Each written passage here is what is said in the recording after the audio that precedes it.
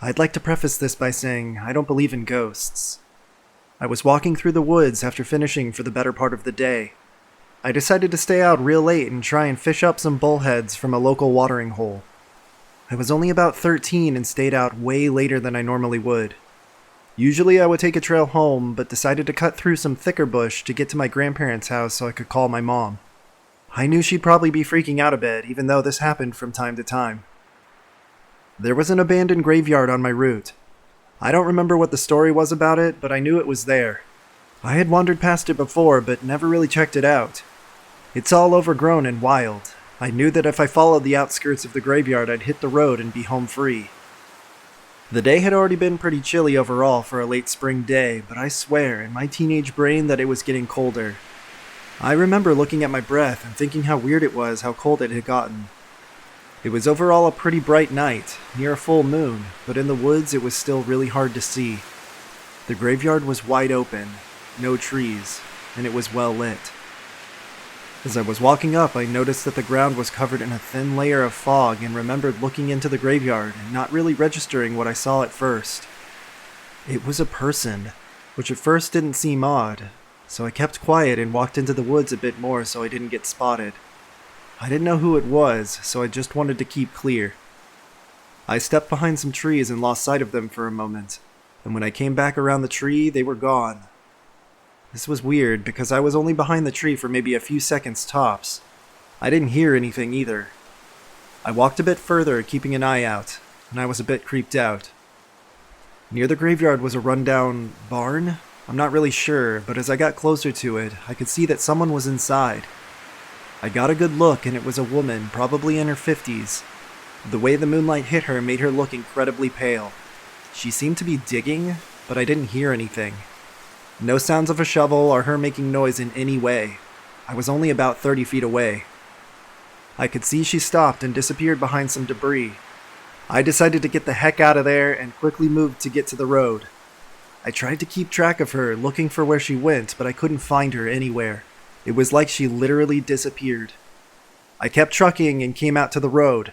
The fog was pretty much covering the road at this point, which was a small country road. Fields on one side and woods on the other. As I walked down the road, she would randomly appear behind and in front of me, and I started hiding and basically playing cat and mouse. Each time I saw her, she was really hard to see. I could only see her in the moonlight, and stuck to the remnants of some of the old houses nearby. She always looked pale, and never made any noise. Once I got past the part of the road which had a number of barn foundations and home remnants, I never saw her again, and it instantly started getting warmer. This creeped me the heck out, and I never want to feel that way again. I didn't know who or what that was, but I told my uncle about it, and he went and checked it out, thinking maybe someone was trying to excavate the graves. He said there wasn't anything messed with, though. They thought I was lying. Still gives me the shakes just typing this out, though. I know it was most likely someone wandering around looking for stuff or checking the place out, but what teenage me remembers didn't seem natural. It was also weird that she never made noise. She also seemed to be able to just appear and move around me, and at one point she was right behind me, and I swear a moment later, she was right in front of me.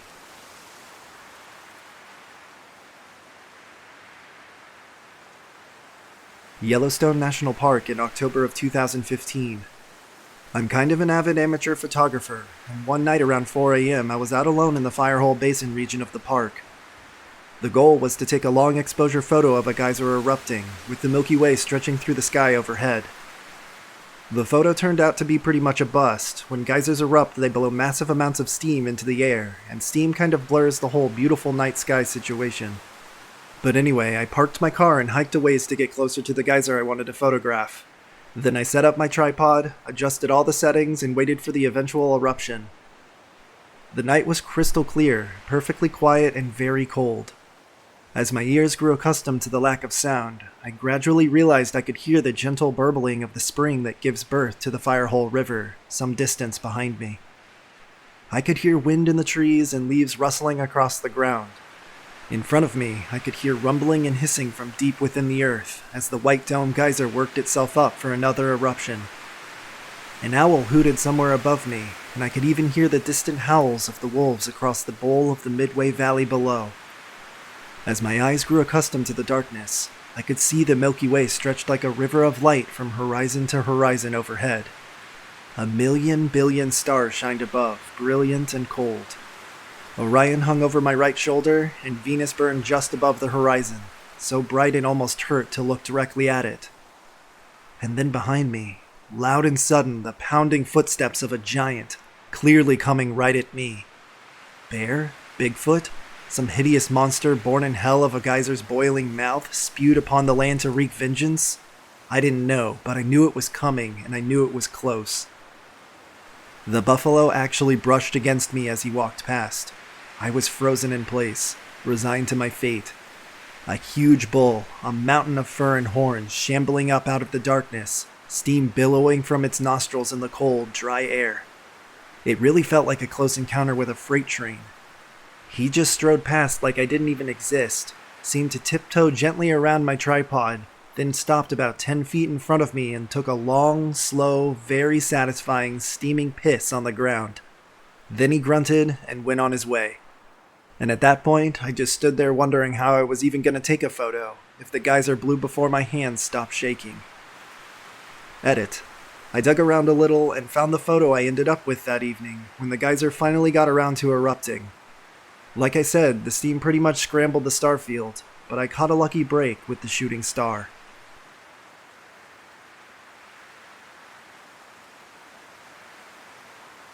I went to this kind of outdoor education boarding school when I was 14 or 15 in the Victorian Alps in Australia. We hiked the mountains in that area almost every weekend, usually doing 2 to 3 night hikes, sometimes longer. We had heard from teachers and locals that there were hermits in the mountains who lived in shacks or drifted between the old cattlemen huts. We just brushed them off though as stupid stories that the teachers would tell you to spook you. However, we did this one hike at the tail end of winter that kind of led me to believe that there actually were hermits living out in the mountains. Basically, we were doing this 4-day hike, and it was super gloomy, foggy, and cold the whole hike. The Victorian Alps are famous for their cattlemen's huts, which are all over the high country. We would hike from hut to hut, but rarely stayed in them because it was one of the school's rules. So, we were hiking on the second day on this steep ridge, and it was mega foggy and cold. You couldn't see into the valley, only down the sloping edges of the ridge. When you're hiking long distances, you don't really talk the whole way, and since it was miserable, we all just had our heads down walking straight. Out of the corner of my eye, I thought I saw a big dog about 50 meters down the side of the ridge. It wasn't a dingo, because it was jet black and had a collar on. It looked kinda like a border collie. I had only just registered it was a dog in my mind when I swear I saw a man walking behind the dog. He looked homeless and was looking up at us. Bear in mind, it was really foggy, and this guy was darting in and out of trees. I turned around and told my mate I saw a dude and his dog on the trail below. He was still visible, so I pointed him out, and my mate freaked out a little too, and told everyone else to look as well. In the moment of getting my group, which was 6 guys, to stop hiking and all look, he was gone. Everyone other than myself and my mate, who saw him, shrugged it off as a day hiker and his dog. We joked it was a hermit, but didn't speak about it much after that. We arrived at our campsite, which was the Vallejo Gartner hut. We couldn't stay in the hut, so we set up camp on the flat ground around it. We set up, cooked dinner, and got ready to sleep. I didn't think much about the man and the dog I saw earlier, but now it was getting dark and it kinda crept into my mind. There's this awesome toilet at this hut that overlooks the valley below. Honestly, an awesome shitter. It was almost dark and I needed to shit, so I headed to the loo. As I was sitting there and looking at the view, I was feeling a little creeped out. I don't know why. Now, one thing to note is that these huts are all covered in scribbles and people's names, little sayings, etc. Like literally every square inch is covered in something. So of course, you never really read anything on the walls if you stay at these huts like every weekend. Though, as I reached for the toilet paper, these words literally jumped out at me. Run. Run. Run. He's coming. Run. I never wiped my ass faster. Combined with what I had seen earlier and my creepy feeling, I just bolted out of the bathroom into my tent. The guy that I was tenting with was actually the one who had also seen the dude, so I told him what I saw in the bathroom. We both became pretty paranoid and just sort of laid there for hours not making a sound. Eventually, though, I went to sleep. Shit really gets weird when the next day we woke up to find huge portions of our food missing. We keep the food in the outside bits of our tents and our hiking packs, and then inside zipped bags too. Half of my group's outside tent flies were undone with the packs open, and food bags were strewn all over the ground. We thought it was a wombat originally, but the bags were literally unzipped, and our hiking packs had buckles to open them. My thinking was the dude I saw earlier was a hermit and followed us to our camp and stole our food that night. Honestly, creepy as shit I've ever experienced.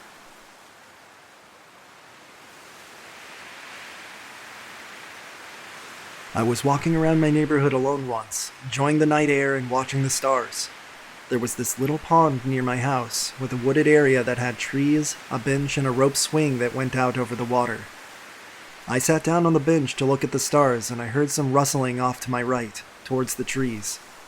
Bears weren't uncommon from where I was from, so I took out my flashlight and shone it around over there. I didn't see anything. It freaked me out, so I kept my flashlight on and my senses aware, but I stayed on the bench to mull over my thoughts and watch the sky some more. I don't really know why I did that, because that's typical horror movie shit. Anyway, a few minutes pass and I hear nothing more, so I lean back into the bench and start to relax a bit. I'm staring up at the sky with my flashlight pointed downwards, so as not to create any light pollution. That's when I noticed something in the tree in my peripheral vision. I couldn't really tell what it was, but the branch was swaying slightly, and the rustling noise was back too. I immediately sat up and stared at it, but hadn't shown my flashlight at it yet in case of pissing off some huge bird or something else. I don't think I've ever been that scared before in my life. I remember my heart was beating so fast and I could taste blood even. I stared at it for what seemed like forever, and it slowly stopped moving, but the shape was still there. Bears do climb trees sometimes, so I was hesitant to run away in case that's what it was, so I just kept staring at it. After a while, I mustered up my little raisin-ass kahunas to shine my goddamn light at the tree. It was a man. A fucking man. There in the tree, crouched like some silent naked monkey. He had no expression on his face, but his eyes were open really, really wide. When my light landed on him, he started to move like he was going to come down, but I didn't stick around to see if he did. I jumped the bench and ran for the fucking hills. I ran to my house around to the back door and locked myself in without looking back once. I went around and made sure every window and door was locked, and I even checked the attic. I never go out alone anymore.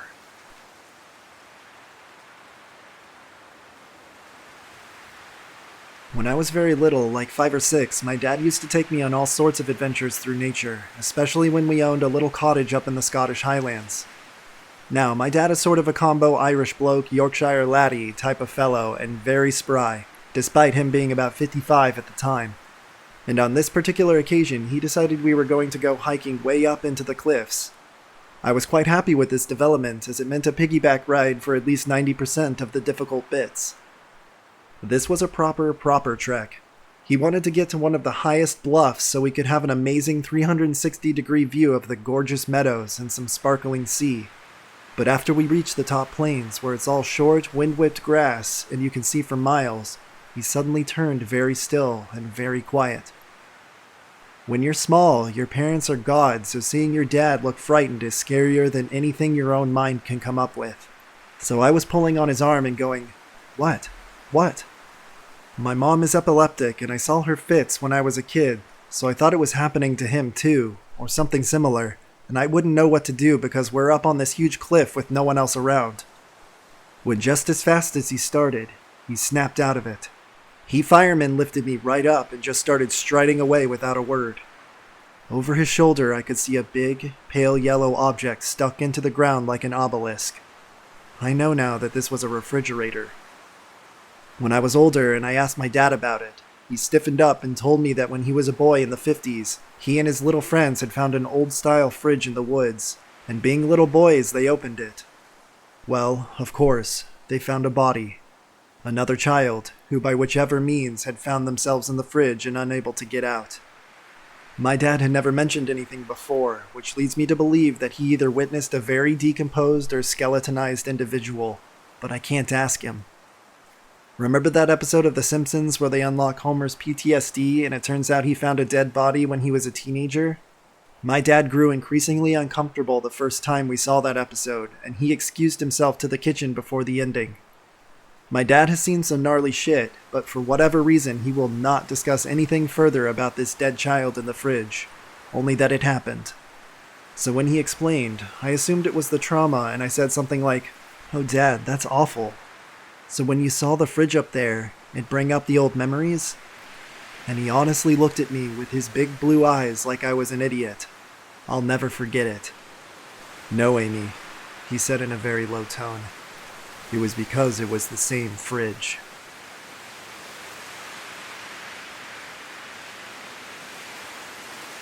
One night, my friend and I decided to hike to the top of this small mountain for a meteor shower. There were 4 of us, all around 16 at the time, and thought it would be really cool. We drove over and started hiking. We took a break about halfway when we noticed there was this guy following us. In a business suit? We were weirded out, so we decided to start back up and walk a bit faster. But by the next time we stopped, he was like 10 feet away, so we bit the bullet to see if he'd just walk by. He didn't. He stopped and asked if we were there for a meteor shower, and if he could walk with us. I found it really weird that a 30-something-year-old man in a suit wanted to hike with 4 16-year-olds, but whatever. As we were walking, my friend and I noticed he was walking really close to our friend, the only girl in the group, like he could smell her shampoo close. We got to the top, sat down, and he sat down almost right up on our friend. With her reasonably freaked out, I made an excuse on why we had to leave early and we promptly booked it the fuck out of there. We were nearly running the entire way down. When we finally got back to the car, we thought, cool, we ditched this weirdo. But no. When we were all in the car, our friend pointed out that this guy is full-on sprinting down the trail and toward our car with a large stick. Being in a car, we just drove out of there very shook up. We chalked it up to some dude on some hell of a drug. But 2 days later, we all got a text linking us to a news report about a guy that had strangled his wife and then proceeded to kill another girl later that night on a hiking trail. It was that guy. The same dude at the same hiking trail. We never told our parents about the incident and never went back there again. Ever.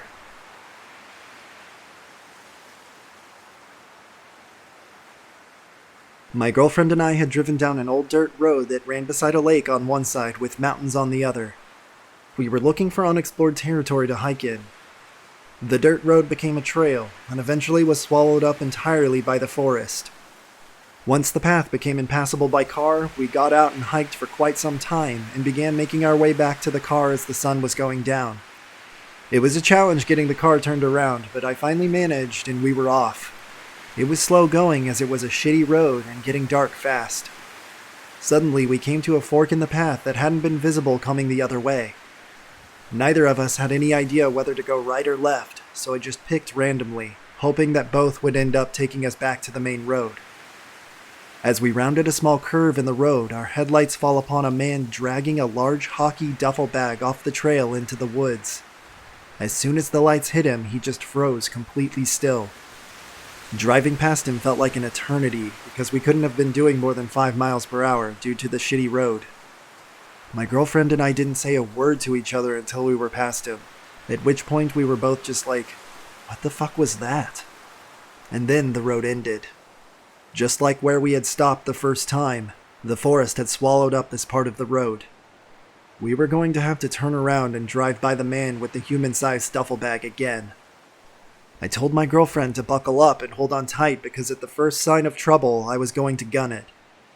We came to the spot where the man was, and he was nowhere to be seen. We eventually made it to the right path and got the fuck out of there. The weirdest thing about it was that there wasn't a vehicle anywhere near this guy for 50 miles in either direction. We would have seen it if there had been. We traveled as far as possible both ways and there just wasn't a place to pull off the road. How the hell did he get there? Where was he going? And what was in that bag?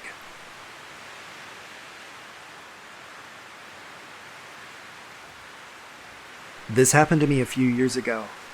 I used to go to school at the University of California, Santa Cruz. I'm a runner and the campus is in a beautiful redwood forest, so I would run on the trails. One day I left a little later than usual on a run though, one of the more isolated trails. Here's where it gets weird. I was about 15 minutes running deep into the woods and still hadn't seen anyone else around. Suddenly, up ahead, I saw what appeared to be a homeless man in ragged clothing walking on the trail.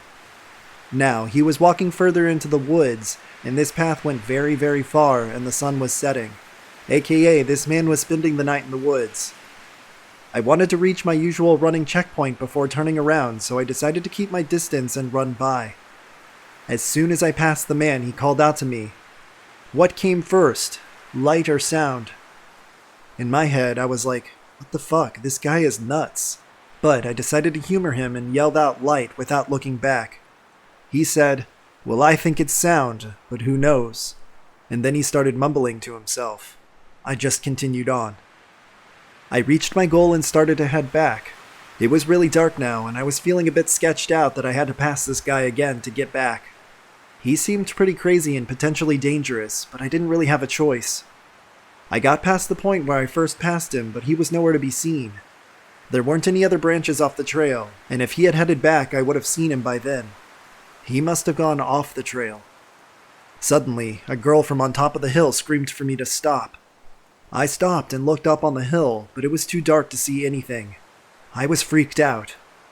I called out to ask if she was all right, and eventually saw her climbing down. The hill was really steep, so she put in a lot of effort to get up there and away from whatever was after her. She said that she was on a run when a scary homeless guy started harassing her, and he chased her up the hill. But she didn't know where he went. She was just going to spend the night there until I came along because she was too scared to go back down. At this point, we both wanted to get the hell out of there. Who knew if this creepy man was lurking around watching us from the dark or something? So we ran back together and made it to the road.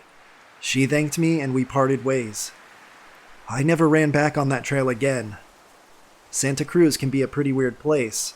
I've heard legends of students flunking out of the school there and then just living in the forest. Maybe this guy was a student from years past.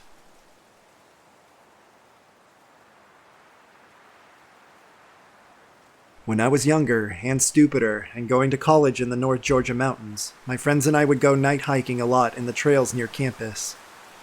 I got pretty familiar with the area and being out in the wilderness at night in general, which probably made me too confident. One night the full moon was out and the weather was perfect, so visibility was crazy good. Everything was basically washed in a dim blue light.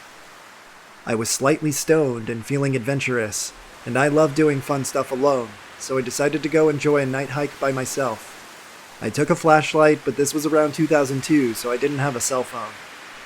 I chose a super easy trail that was mostly flat, maybe a mile loop. It was in a pretty secluded area, but not exactly a national park or anything very rural like that. I didn't even need my flashlight for most of it, and I just hiked in the moonlight. It was actually really cool and a beautiful experience at first. At some point I started feeling uneasy, and maybe a millisecond later I heard a man's voice. It was coming from a good distance ahead of me, somewhere off in the woods, maybe from the right side of the trail. He was crying. I'm honestly an empathetic person, and 99.9% of the time I hear someone crying, I want to comfort or help them in some way. But this time I felt sick to my stomach, like a dry panic, if that makes sense. I remember coming very close to calling out to him because my brain was trying to tell me he might be hurt, which was the only reason I hesitated. But it was like my body shut my voice down before I could say anything, and I knew that I had to stay very quiet. He was sobbing like he had just found out a loved one had died, but also gibbering. It was almost like babbling, like he was less than a person. There was a shrillness to it, under his crying, like he was holding back a scream, but perpetually on and on, as if he had been doing it all night. I remember it vividly, and my spine is tingling like crazy even as I write this. It's hard to explain, but I knew deep down he wasn't right in the head, and nothing good would happen if he realized I was listening. I went back the way I came. It was like I had tunnel hearing, and the only sound in the world was that crying. I was hyper aware of everything else around me, and beyond paranoid that I would snap a branch or snag my boot on something. I worried that the man's crying would get louder if I wasn't paying razor-sharp attention, like getting closer or turning into an outraged crazy person's scream altogether. Thankfully, though, it just faded the further I got from it, and I made it back to my car. Still, I was convinced some wide-eyed hermit was going to rush out of the forest and try to bite me to death or something, right up to the second I locked my doors and got the fuck out of there. I finally had the rest of my panic attack on the drive back. I managed to park back at the campus, and I just sat in the car and collected myself.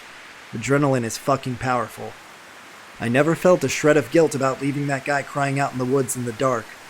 I know I was slightly stoned, but slightly is the key word there. I'm convinced to this day I was in very real danger that night. Definitely not as insane as many of the stories in threads like these, but sometimes I get that same sick feeling deep down, whenever I wonder what might have happened if the moon had been less bright, or if I had been more responsible, and I decided to use my flashlight even once. He would have seen me for sure.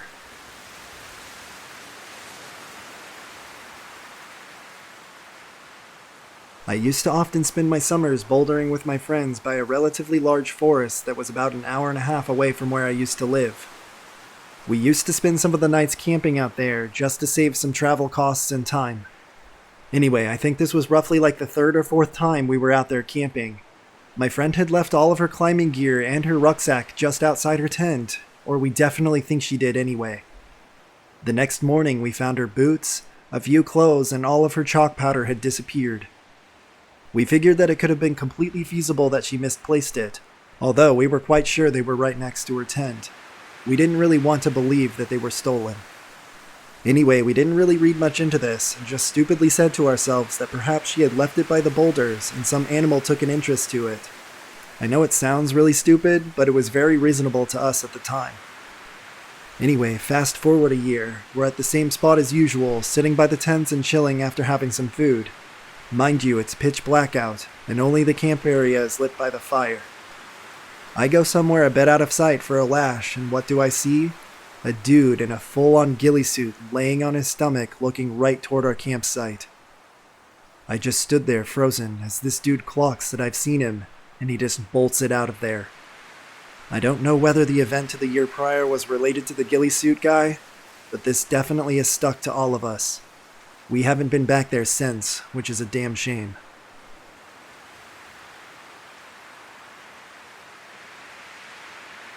This scared the absolute shit out of me when I was a child. Backstory. Adirondack 46er here.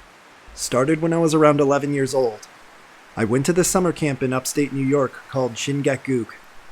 They take you on 3-day hikes into the high peaks, and this year happened to be my first time hiking to a high peak without my dad, so I was a bit weary. My dad has literally hiked everywhere I can think of, so I never really worried about my safety when we would go together. He absolutely knows what he's doing, and it was usually just the two of us. At this summer camp, they send you out into the Adirondacks in groups of 5 to 7 kids. My group was all preteen girls, led by 2 female counselors, usually between the ages of 17 and 19. For some reason, this is regarded as perfectly safe and legal, and it never occurred to any parents or staff that a group of teenage girls should not go off into the wilderness alone for several days with no cell service. Anyway, we had been hiking in the Great Range area, and we found a lean-to, so we started setting up our camp.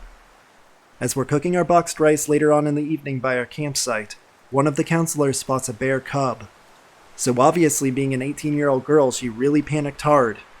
The counselors were trained in survival skills and all that, but come on, at the end of the day, they're just rich teenagers. She literally just runs away, leaving a group of preteens with one 17-year-old counselor in a mother bear's territory. The cub is sniffing around our food, so we also run off. We returned like an hour later to not only see that our whole camp had been ransacked and all of our food was missing, but also 3 bears. 2 cubs and 1 massive angry brown bear. She was super displeased to see us all wander into her campsite and literally charged after us when we promptly ran away. Honestly, thank fucking God the one counselor we had left happened to have bear spray. All she did was spray it in the bear's general direction, and she ran directly into it. We didn't see her or the cubs again, but they ate all of our food, and like I said, the hikes are 3 days, and we had no service. So we basically starved for 3 days, and the runaway counselor still made us hike the Great Range on empty stomachs. Boy, my dad was so pissed when he heard about that story.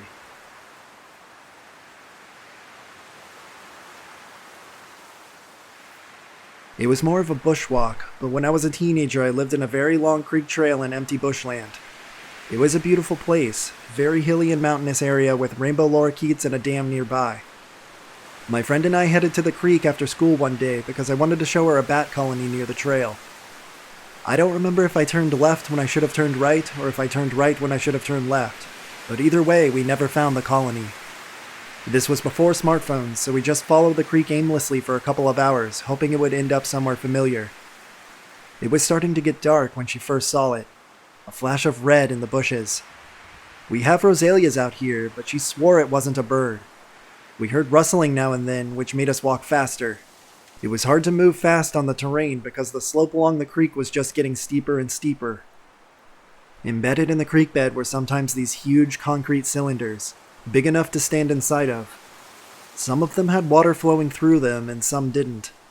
Soon after she saw the red flash, we spotted something else on the other side of the creek.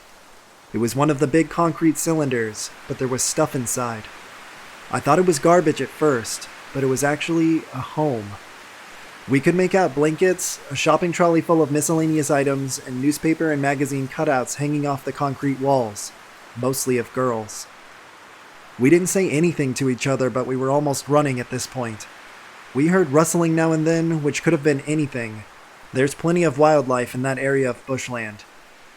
It was maybe 30 minutes to an hour later when we saw wire fencing, and followed it to some kind of garbage yard in an industrial area. It turns out that we were a 3.5-hour walk from our original starting point. I'm still not 100% sure of what happened that day, other than the fact that my friend was grounded for about a month.